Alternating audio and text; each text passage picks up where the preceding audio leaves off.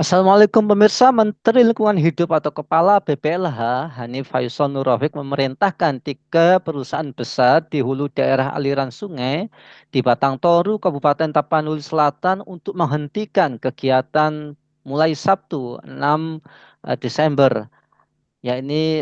Langkah ini menjadi tindakan paling tegas dari pemerintah dalam merespon potensial pelanggaran lingkungan yang diduga memperparah bencana banjir dan longsor di daerah Sumatera Utara. Tiga perusahaan yang terkena sanksi penghentian sementara adalah PT Agincourt Resources Pertambangan, kemudian PT Perkebunan Nusantara 3, PTPN 3, yakni perkebunan sawit, dan PT North Sumatra Hydro Energy NSHE, yakni sebagai pengembang PLTA Batang Toru. Nah, pemerintah serius untuk menindak tambang ilegal. Apakah demikian? Ya. Kemudian apakah ada kompromi?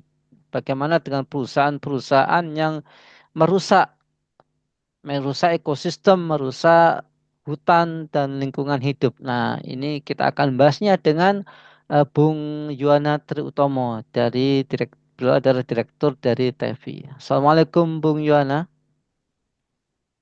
Waalaikumsalam warahmatullahi wabarakatuh, Ya. Bung Nanang. Bung, dikabarkan Menteri Lingkungan Hidup, yakni Hanif Faisal Nurrafiq, akan menghentikan operasional dan menjalani audit lingkungan kepada seluruh perusahaan di hulu daerah aliran Sungai Batang Toru. Apakah kedepannya pemerintah akan mencabut izin perusahaan nakal dan berlanjut akan memproses hukum mereka, Bung Yohana? Ya, terima kasih Bung Nanang. Raditu billahi robbil islamidina. Wabi Muhammadin Nabi ya Rasulullah Robbi sidini mawarzukni fahma Robbi surah li sodri yasid amri walu muqtatam min lisani yafqahu qawli amma ba'd. Jadi ini pertanyaan sangat penting Bung Nanang ya. Pada posisi sekarang memang ada indikasi kuat pemerintah itu ya melalui Kementerian Lingkungan Hidup akan mencabut izin dan bahkan memproses hukum terhadap perusahaan-perusahaan yang terbukti melanggar aturan lingkungan di daerah aliran sungai Batang Toru, Tapanuli Selatan, Sumatera Utara. Tapi keputusan final tentu masih sangat bergantung pada hasil audit dan penegakan hukum. Kenapa pencabutan izin dan proses hukum ini sangat memungkinkan? Ya memang karena tanggal 6 Desember tadi tanggal 6 Desember beberapa waktu lalu itu Menteri Lingkungan Hidup Pak Hanif Faisal itu memerintahkan semua perusahaan di hulu daerah aliran Sungai Batang Toru itu menghentikan operasionalnya dan menjalani audit lingkungan menyeluruh, termasuk ya perusahaan sawit, perusahaan tambang dan pembangkit listrik. Nah, hasil audit lingkungan itu memang akan dievaluasi dulu dari aspek perizinan lingkungan, kemudian spasial planningnya, tata ruangnya, serta kemungkinan tindakan hukum jika ditemukan pelanggaran yang memperparah risiko banjir dan longsor, tentu akan dicabut.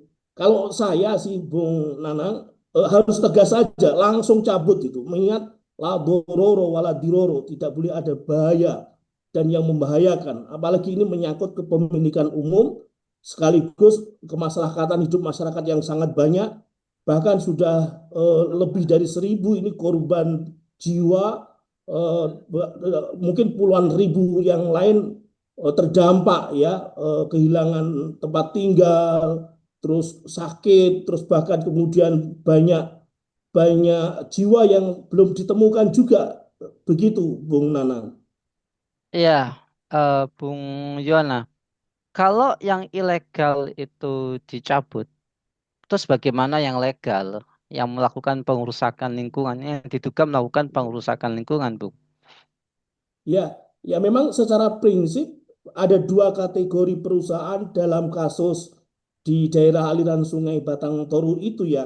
Dan sebetulnya juga daerah-daerah lain yang terkait dengan industri strategis ini.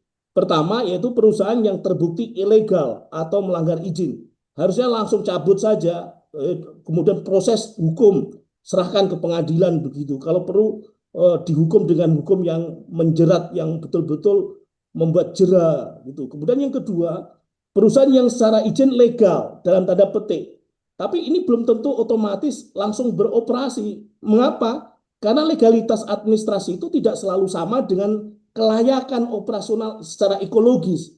Tapi ini perlu diingat dulu, Bung Nanang, masih dalam kacamata perbaikan parsial ya. Mengapa? Karena legal tidak selalu berarti aman bagi lingkungan. Ada banyak kasus di Indonesia ini perusahaan legal tapi dia memiliki dokumen perizinan lengkap ya, tetapi operasinya itu di kawasan yang rawan longsor atau di aliran sungai yang sensitif ya. Itu terus kemudian ada juga yang legal secara dokumen lengkap, izinnya ada, tapi amdalnya analisis mengenai dampak lingkungannya itu lemah. Bahkan tidak independen, ada pesanan misalnya begitu, terus mengabaikan daya dukung dan daya tampung lingkungan. Belum lagi kemudian mereka juga sering memanfaatkan celah-celah hukum, tata ruang dan sebagainya. Artinya legalitas ada, tapi belum tentu bisa menjamin aktivitasnya itu tidak merusak ekosistem. Dan tetap harus diingat, Bung Nanang, ini kacamata perbaikan parsial. Dalam kerangka audit yang sifatnya untuk perbaikan fundamental, yang diuji bukan hanya surat izin, bukan hanya dokumen-dokumen legalnya, tetapi juga dampak ekologis real yang terjadi. Audit menyeluruh ini tentu meliputi paradigma sistemik yang melatar belakangi operasional perusahaan-perusahaan ini dalam perspektif keberlanjutan yang beroperasi bukan sekedar yang legal yang diizinkan negara, namun juga harus sesuai dengan syariat Islam. Termasuk di dalamnya adalah harus layak ekologis. Jadi legalitas syar'i itu titik awal, bukan titik akhir. Dalam konteks ekologi kritis seperti di Batang Toru ya, yang menjadi paru-paru air di Sumatera Utara, maka prinsipnya harus kembali kepada syariat Islam dulu. Kemudian ekosistem, baru izin belakangan. Bukan selama punya izin lalu mereka dibolehkan merusak begitu saja. Enggak begitu, Bung Nanang. Iya, Bung Yuana, haruskah pemerintah ini melakukan evaluasi terhadap perizinan, mengingat memang eh, yang legal pun terkadang bisa melakukan pengrusakan lingkungan yang berakibat pada musibah banjir dan tanah longsor. Nah, kira-kira untuk selanjutnya, bagaimana langkah-langkah untuk memulihkan kembali kondisi lingkungan yang telah rusak akibat penambangan ataupun penebangan hutan baik secara legal maupun ilegal ini, Bung? Apakah perusahaan-perusahaan itu harus melakukan apa yang namanya pemulihan kembali kondisi? Ya, ya, ya, ya betul, Bu Nanang. Jadi pemerintah memang harus melakukan evaluasi menyeluruh ya. Evaluasi menyeluruh seharusnya bukan sekedar perizinan atau audit lingkungan saja, tapi juga harus melibatkan paradigma yang sifatnya sistemik.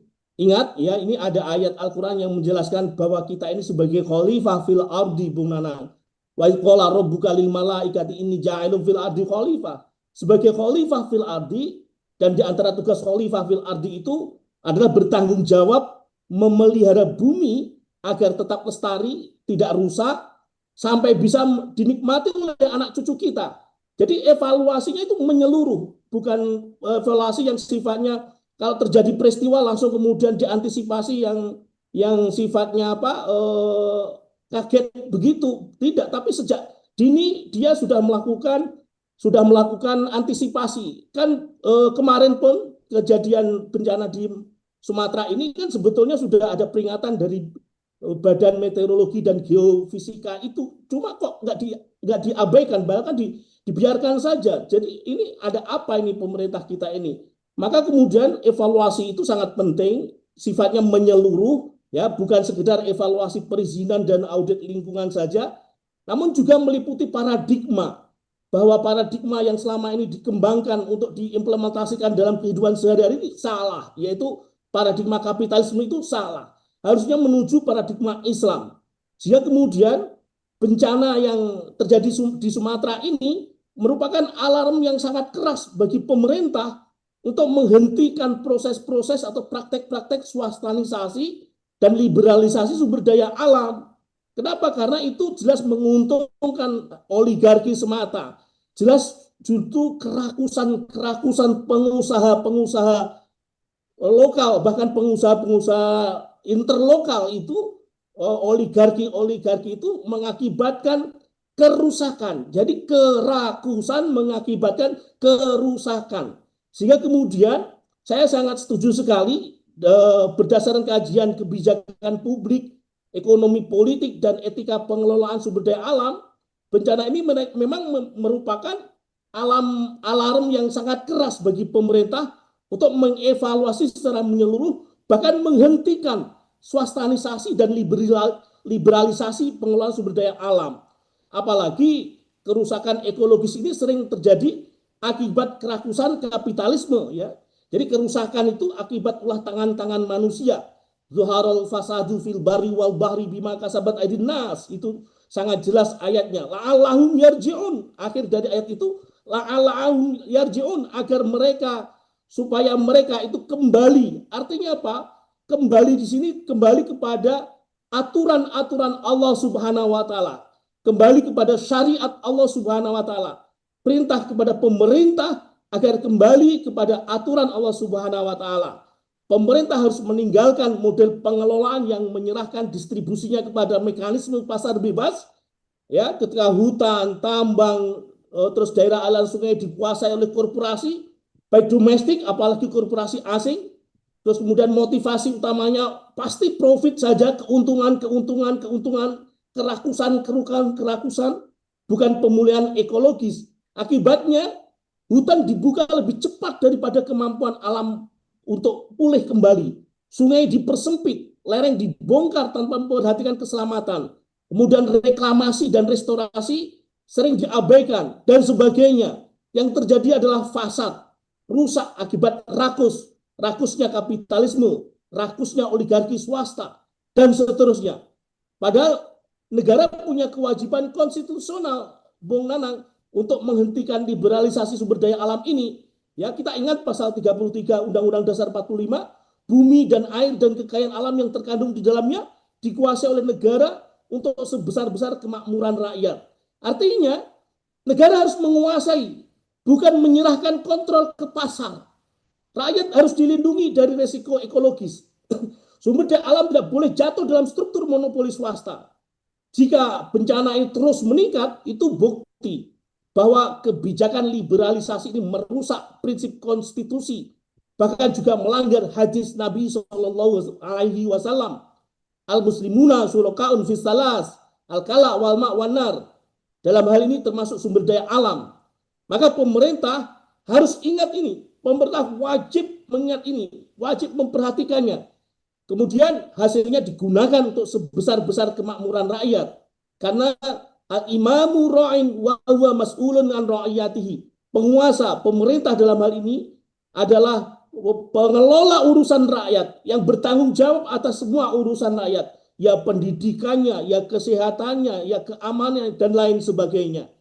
Begitu Bung Nanang. Wallahu alam biswab. Terima kasih.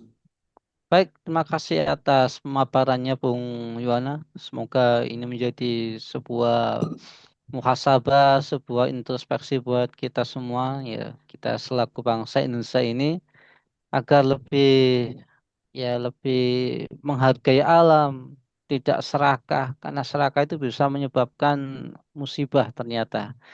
Dan semoga kita semua menjadi, sebagaimana tadi disampaikan oleh Bung Yuwana, menjadi khalifatullah fil ard, sebagai khalifah, sebagai penjaga bumi, bukan malah yang menggerus bumi, yang menghancurkan bumi itu sendiri. Ya, semoga pemerintah juga bisa berupaya dengan sebaik-baiknya untuk melakukan evaluasi, ya, evaluasi di segala bidang. Baik, semoga Bung Yana sekeluarga senantiasa dalam perlindungan Allah Subhanahu wa taala. Baiklah pemirsa, kabar peta yang dirahmati oleh Allah, demikianlah bincang-bincang kita dengan Bung Yana.